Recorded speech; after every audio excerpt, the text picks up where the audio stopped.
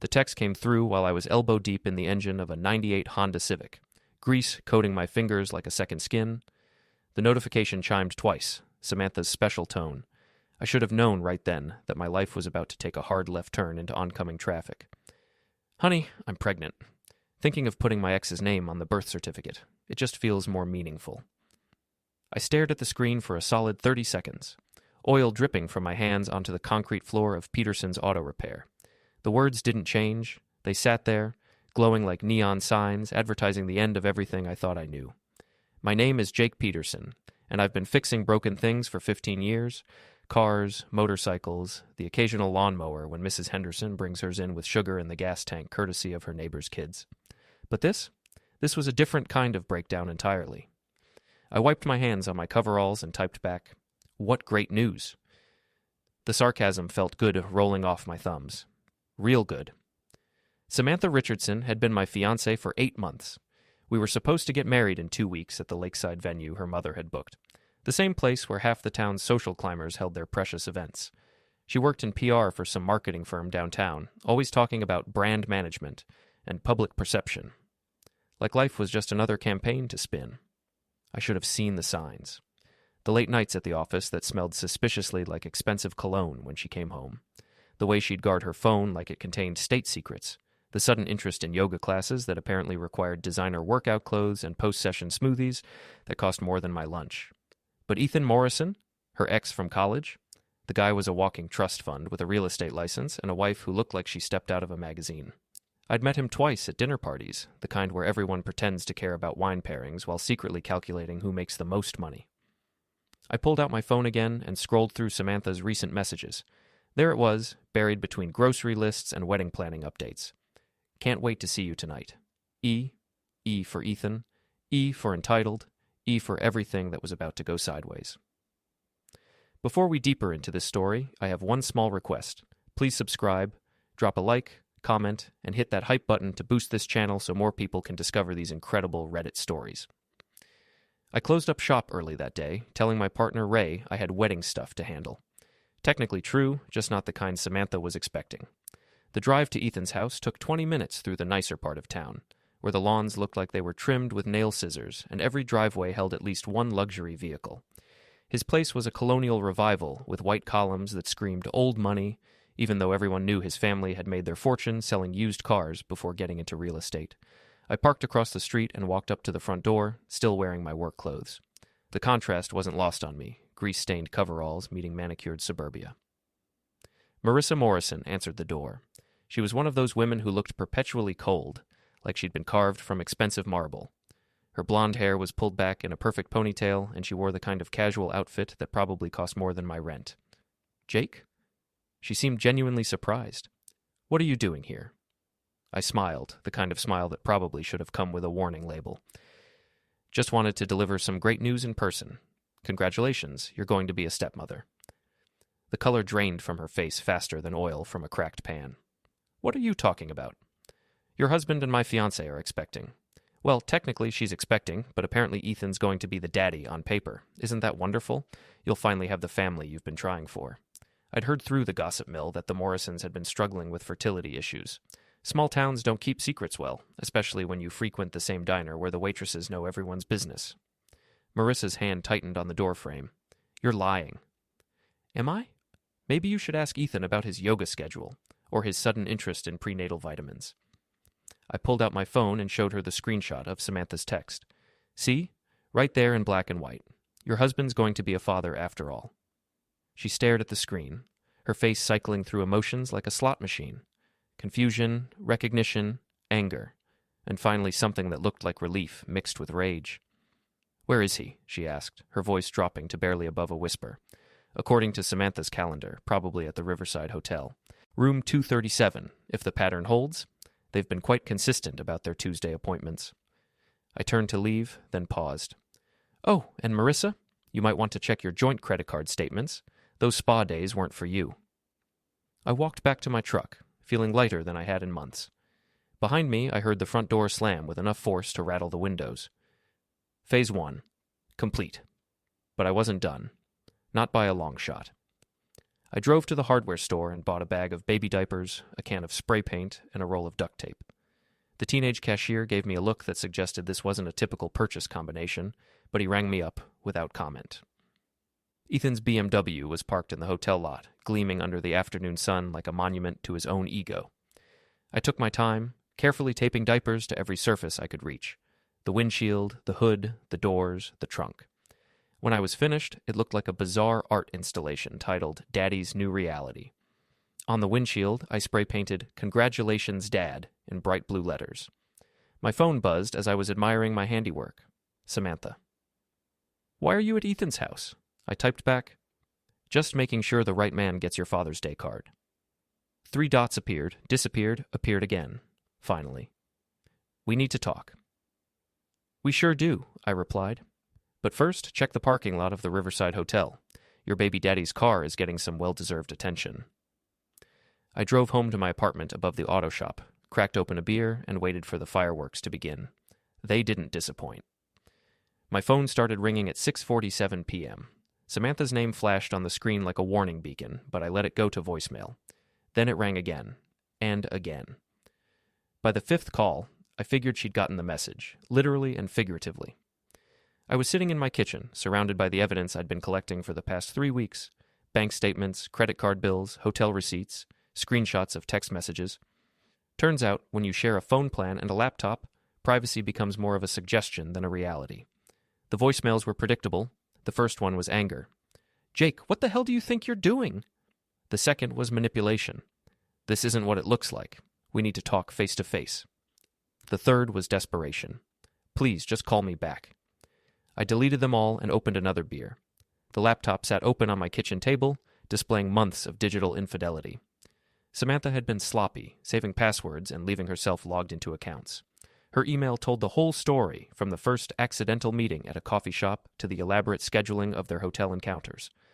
The financial records were even more interesting. Our joint checking account showed regular withdrawals that corresponded perfectly with Ethan's favorite restaurants and hotels. She'd been funding their affair with my money I'd earned with busted knuckles and 12-hour days under car hoods. But the real prize was buried in her deleted messages folder. Apparently, the pregnancy wasn't as much of a surprise as her text had suggested. There were conversations about timing, about how to break the news, about whether to let Jake down easy or just disappear after the wedding. The wedding she'd been planning while screwing her ex behind my back. My phone buzzed with a text from Ray. "Heard there was some excitement at the Riverside today. You okay, buddy?" Ray Kowalski owned the bar 3 blocks from my shop. He was also the closest thing I had to family since my parents moved to Florida. If word had already reached him, the whole town would know by morning. "Just delivering some overdue news," I texted back. "Need backup?" "Not yet, but stay tuned." I spent the next hour organizing everything into a neat little folder labeled Evidence of Betrayal. Screenshots, bank records, hotel receipts, even a few photos I'd found on Samantha's cloud storage that left no doubt about the nature of her relationship with Ethan. At 8:30, my doorbell rang. Samantha stood on my doorstep looking like she'd been crying, which was probably true. Her makeup was smeared, her usually perfect hair hung loose around her shoulders, and she was wearing the same dress she'd had on that morning when she left for work. "Can I come in?" she asked. I stepped aside and let her pass. She walked into my living room like she was entering a crime scene, her eyes taking in the scattered papers and open laptop. "Jake, I can explain—" "Can you?" I interrupted. "Because I've been trying to figure out how you explain 8 months of lying, cheating, and stealing from our joint account to fund your little reunion tour with Trust Fund Boy." She sat down on my couch, the same couch where we'd planned our wedding, discussed our future, made promises we both apparently knew she had no intention of keeping. "It wasn't supposed to happen," she said. "Ethan and I, we just ran into each other at a client meeting, and we started talking, and you decided to start screwing him in hotel rooms while telling me you were working late." Her face flushed. "It's not that simple." "Actually, it is."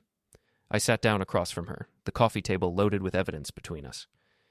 "You've been having an affair for 3 months. You got pregnant, and instead of telling me the truth, you decided to put another man's name on the birth certificate while keeping me around as backup. That's not... It's exactly what it is." I leaned forward. "The question is, what did you think was going to happen? That I'd just smile and nod while you passed off your ex's kid as mine?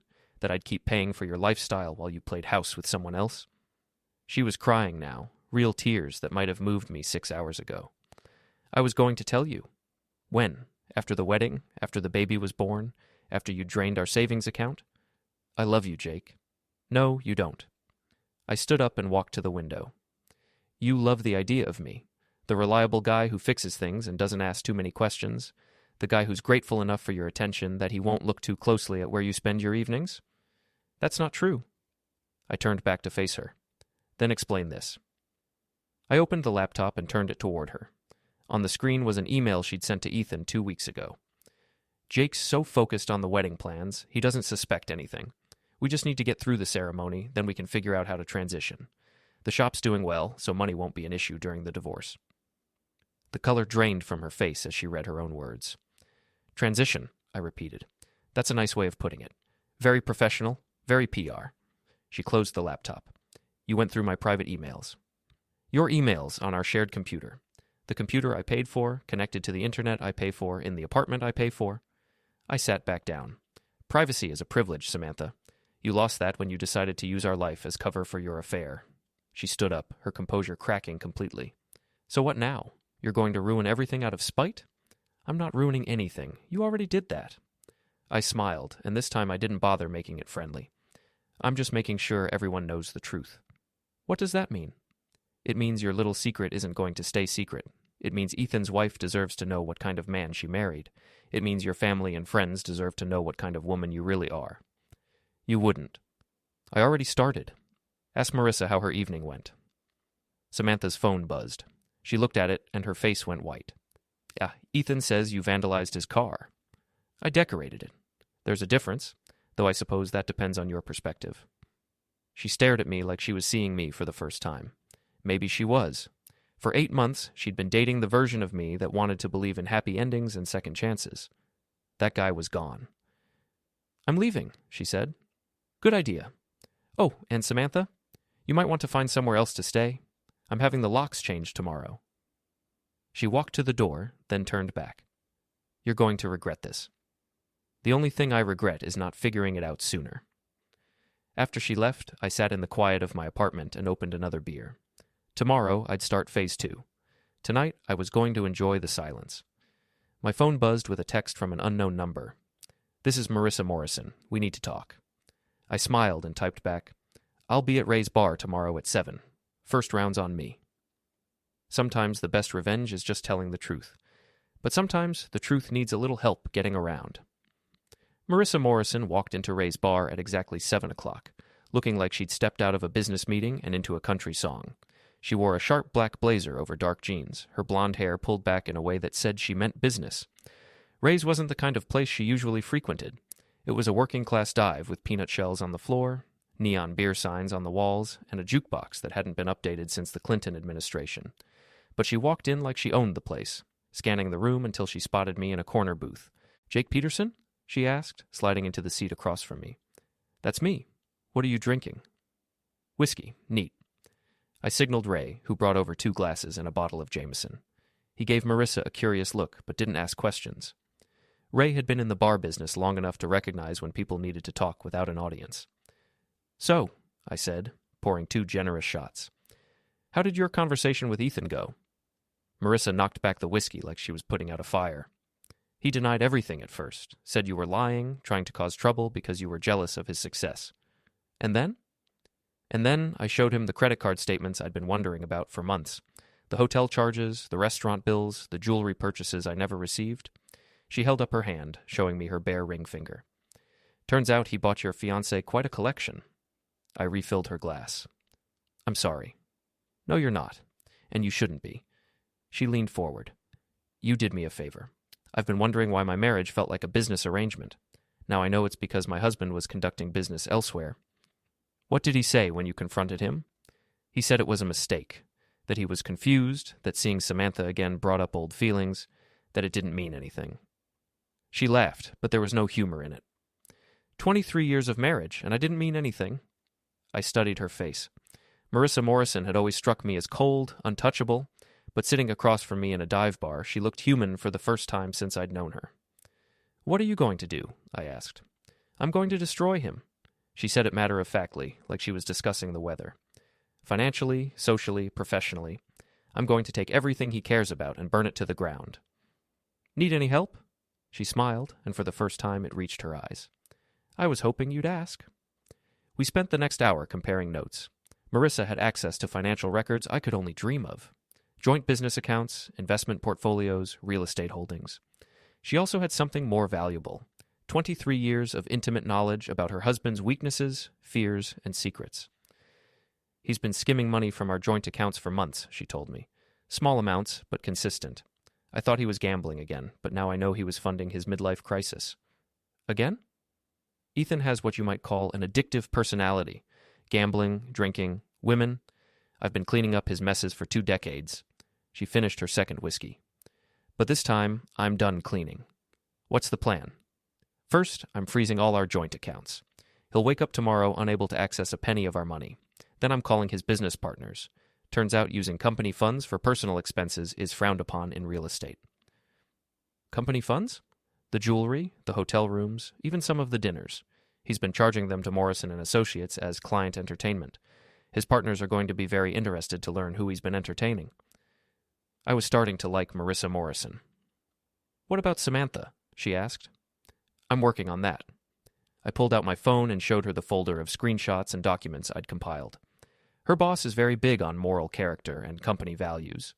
I think he'd be interested to know that one of his PR executives has been conducting a very public affair while planning a wedding. Very public? Small town, expensive hotels, regular schedule. Half the staff at the Riverside knows them by name.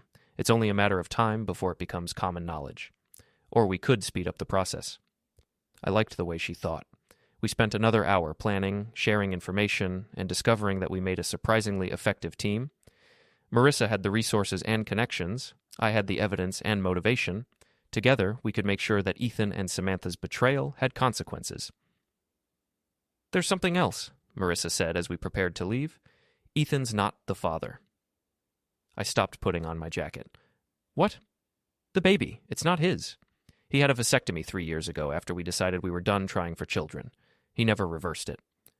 The implications hit me like a sledgehammer to the chest. Then who? I don't know. But it's not him, and it's probably not you either, given the timing. She stood up and straightened her blazer. Your fiancé has been busier than either of us realized. I walked out of Ray's bar with my head spinning.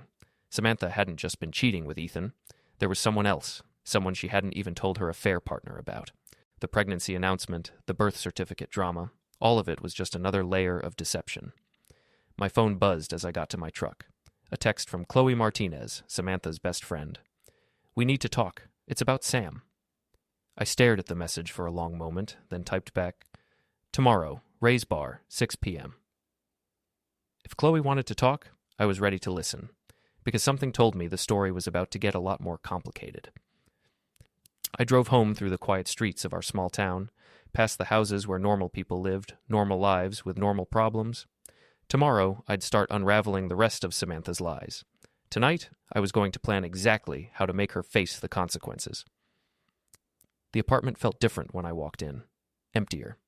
Samantha had come back while I was out and taken most of her things. Her clothes were gone from the closet, her toiletries missing from the bathroom, her books and decorations removed from the living room. She'd left the engagement ring on the kitchen table with a note. I'm sorry it ended this way. I picked up the ring and held it up to the light. 2 months' salary, the salesman had told me, the symbol of a future that had been a lie from the beginning. I dropped it in the drawer with the rest of the evidence. Tomorrow, it would join everything else in the folder labeled The Real Story. Because if there was one thing I'd learned in 15 years of fixing broken things, it was this. Sometimes you have to take something completely apart before you can see how it was supposed to work. And Samantha Richardson was about to be completely taken apart. Chloe Martinez arrived at Ray's bar 20 minutes early, which told me she was either nervous or had information she was eager to share. Probably both. I'd known Chloe for almost as long as I'd known Samantha. She was the kind of friend who showed up at every birthday party, remembered every anniversary, and somehow always managed to be around when drama was unfolding. She worked as a nurse at the local hospital, which meant she had access to gossip from every corner of town. She was sitting in the same booth where Marissa and I had plotted our revenge the night before, nursing a glass of wine that looked out of place among the beer bottles and whiskey shots. Thanks for meeting me, she said as I sat down. Thanks for reaching out. Though I have to ask, are you here as Samantha's friend or as someone with information I need to hear? Chloe took a sip of wine and studied my face. She was a pretty woman in her early 30s, with dark hair and the kind of warm brown eyes that made people trust her with their secrets, which I was beginning to realize might have been exactly the point. Both, she said finally. Jake, there are things about Samantha that you don't know, things I probably should have told you months ago. Such as? The pregnancy, for one. She's been talking about getting pregnant since last Christmas. Not with you specifically, just pregnant. She said it would give her life direction, make her feel more settled. I signaled Ray for a beer. And the father? That's where it gets complicated. Chloe leaned forward, lowering her voice. The thing with Ethan, it's real, but it's not the whole story. There's also Dr. Mitchell from the medical center and Tom Bradley from the bank, and probably others I don't know about. Dr. Mitchell was a married cardiologist with 3 kids. Tom Bradley was the loan officer who'd approved the mortgage for the house Samantha and I had been planning to buy. Both were respectable men with reputations to protect. How long has this been going on? Months, maybe longer. She called it keeping her options open. Said she needed to make sure she ended up with the right kind of man, the kind who could give her the life she wanted. I took a long pull from my beer, processing this information. Samantha hadn't just been cheating. She'd been conducting what amounted to a casting call for her future husband, with me as the unwitting backup plan. Why are you telling me this now? Chloe's expression shifted, becoming something I couldn't quite read. Because she's about to make a very public announcement, and I thought you should be prepared. What kind of announcement? Tomorrow night is the annual Chamber of Commerce dinner. Samantha bought a table, invited all the important people in town. She's planning to announce her pregnancy and her engagement to Ethan Morrison. I nearly choked on my beer. Her engagement to Ethan? She's been working on him for weeks, convincing him that leaving his wife is the right thing to do, that they belong together, that the baby is a sign they should be a family. Chloe shook her head. She doesn't know about the vasectomy. But you do. I work at the hospital, Jake. I have access to medical records. I've known for 3 years that Ethan Morrison can't father children. I stared at her, pieces of a larger puzzle beginning to fall into place. You've been watching all of this unfold, collecting information. Why? Chloe finished her wine and set the glass down carefully. Because Samantha Richardson has been ruining lives for years, and it was time someone stopped her. Ruining lives? My girlfriend Lisa. Samantha convinced her that I was cheating, showed her fake text messages, manipulated her until Lisa broke up with me and left town. That was 2 years ago. Why would she do that? Because she could. Because she was bored. Because she liked having power over people. Chloe's voice hardened. She's done it to others, too. Remember Jenny Walsh, who used to work at the marketing firm? Samantha spread rumors about her stealing clients until she was forced to quit. And Mike Torres from the coffee shop? She convinced his wife he was having an affair with customers. They're divorced now. I was beginning to see Samantha in a completely different light, not just as an unfaithful fiancée, but as something much worse, a person who destroyed others for entertainment. So what's the plan? I asked. Chloe smiled, and for the first time since I'd known her, it looked predatory. We're going to give her exactly what she wants. A very public announcement at the chamber dinner, but not the one she's expecting. We spent the next 2 hours planning what Chloe called the performance of a lifetime. She had access to medical records, financial information, and years of observations about Samantha's behavior. I had evidence of the affairs, the financial theft, and the elaborate deceptions. Together, we could orchestrate a revelation that would leave Samantha exposed in front of everyone who mattered in town. There's just one thing, Chloe said as we prepared to leave. Ethan Morrison is going to be collateral damage. Are you okay with that? I thought about Marissa, sitting in the same booth, talking about 23 years of marriage destroyed by her husband's selfishness. I thought about all the money he'd stolen from their joint accounts to fund his affair. I thought about the lies, the manipulation, the casual cruelty of it all. Ethan Morrison made his choices, I said. Now he gets to live with the consequences. And Samantha? Samantha's about to learn that actions have consequences. It's a lesson she should have learned a long time ago. I drove home that night with a sense of anticipation I hadn't felt in months. Tomorrow night, at the Chamber of Commerce dinner, in front of 200 of the town's most influential people, Samantha Richardson was going to face the truth about herself, and I was going to have a front row seat for the show. My phone buzzed as I pulled into my parking space. A text from Marissa. Ethan thinks he's announcing his engagement tomorrow night. Should be interesting. I texted back, very interesting. See you there. The pieces were all in place. The trap was set. Tomorrow night, Samantha would walk into that dinner thinking she was about to claim her prize. Instead, she was going to lose everything. The Chamber of Commerce dinner was held at the Lakeside Event Center, the same venue where Samantha and I were supposed to have been married in 3 days. The irony wasn't lost on me as I walked through the doors in my best suit, a folder of documents tucked under my arm. The place looked exactly as Samantha had planned for our wedding: white linens, soft lighting, flower arrangements that probably cost more than most people's car payments. 200 of the town's most influential people mingled with cocktails, discussing business deals and social obligations. I spotted Samantha immediately. She was holding court at a table near the front, wearing a flowing blue dress that artfully concealed her condition while making her look radiant. Ethan sat beside her, looking uncomfortable but playing his part. Neither of them had noticed me yet. Marissa Morrison sat 3 tables away, elegant in black, watching her husband with the cold intensity of a predator studying prey. She caught my eye and nodded slightly. Chloe was working the room like the professional she was, stopping at different tables, chatting with doctors and nurses and city officials, building an audience for what was about to unfold. I took my seat at a table in the back, ordered a whiskey, and waited. The dinner portion of the evening passed without incident. Chicken cordon bleu, speeches about economic development, awards for community service, standard small-town politics wrapped in formal wear and polite applause. But I could feel the tension building. Samantha kept checking her watch, adjusting her dress, whispering to Ethan. She was preparing for her moment, the announcement that would cement her place in the town's social hierarchy. She had no idea what was coming. The MC, a local banker named Peterson, no relation, took the stage for the final portion of the evening.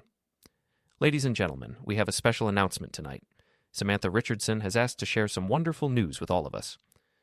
Samantha stood up, smoothing her dress, and walked to the stage with the confidence of someone who believed she was about to win.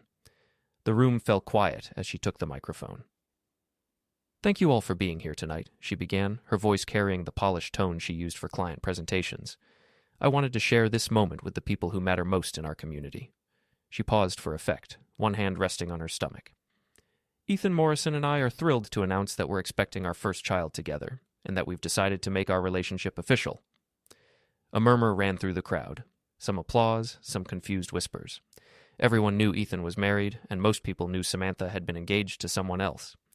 Ethan stood up reluctantly, clearly uncomfortable with the public nature of the announcement, but trapped by Samantha's orchestration. That's when I made my move. I stood up in the back of the room, folder in hand. "Congratulations, Samantha, though I think there might be some confusion about the details."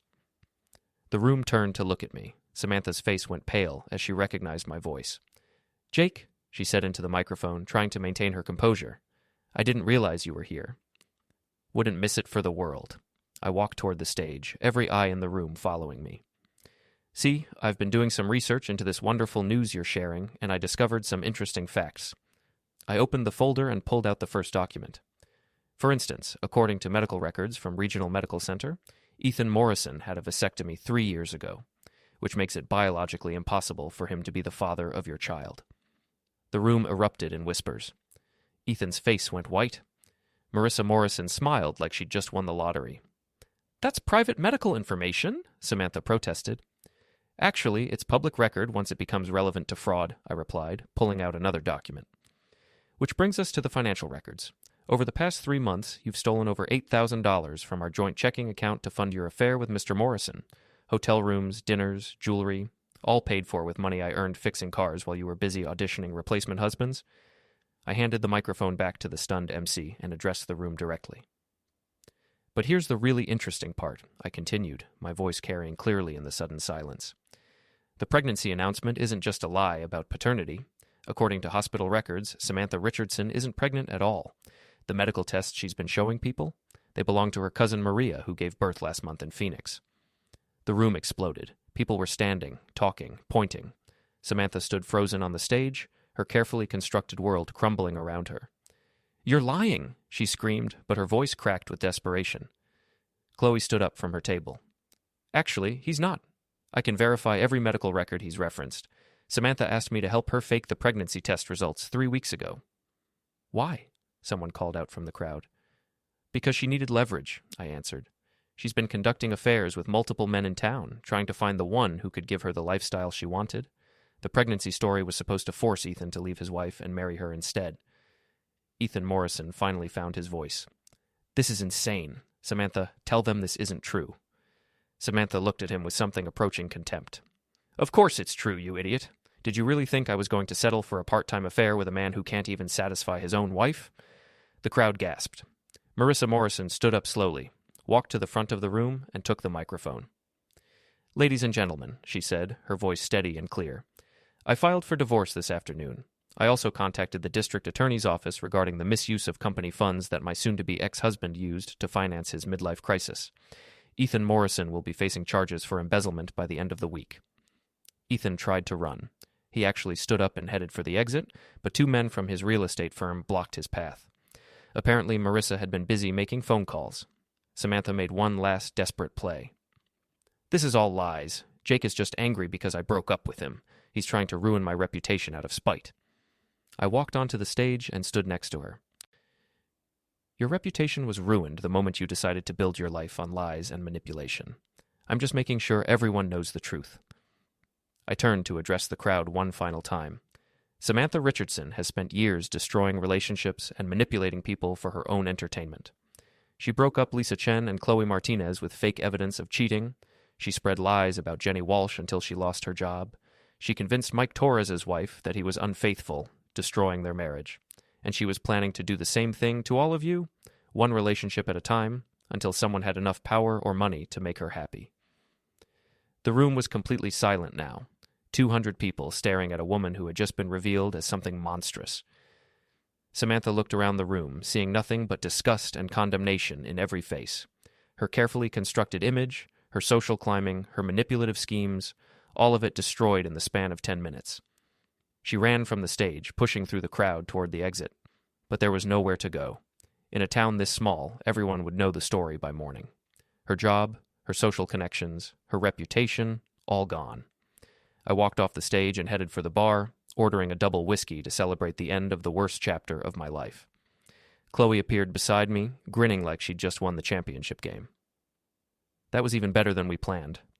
Think it'll stick? In a town this size? She'll be lucky if she can get a job at the gas station. Chloe ordered a wine and raised her glass. To the truth. To the truth, I agreed. Marissa Morrison joined us a few minutes later, looking more relaxed than I'd ever seen her.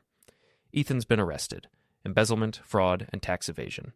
He'll be lucky if he sees the outside of a courtroom for the next 5 years. And Samantha? Gone. She left town 20 minutes ago, according to my sources. Packed everything she could fit in her car and headed for the interstate. I finished my whiskey and looked around the room. People were still talking, still processing what they'd witnessed, but the energy was different now. Not shocked or angry, but relieved, like a poison had been drawn out of the community. So what now? Chloe asked. I thought about it for a moment. Tomorrow I'd go back to fixing cars and living my life. The wedding was canceled, the apartment was mine again, and the future was wide open. Now I go back to being Jake Peterson, mechanic and truth-teller, I said, and I try to remember that some people are worth trusting, even if others aren't. I walked out of the Lakeside Event Center into the cool evening air, leaving behind the wreckage of Samantha Richardson's ambitions. The same venue where we were supposed to celebrate our wedding had instead become the stage for her complete destruction. It was, I reflected, a much more honest ending than the one she'd planned. 3 days later, I was back under the hood of a car, grease on my hands, and satisfaction in my heart. Some things, once broken, can't be fixed, but sometimes breaking them completely is the only way to clear the space for something better. The real father's toast had been delivered, and the truth, as it turned out, was the best revenge of all.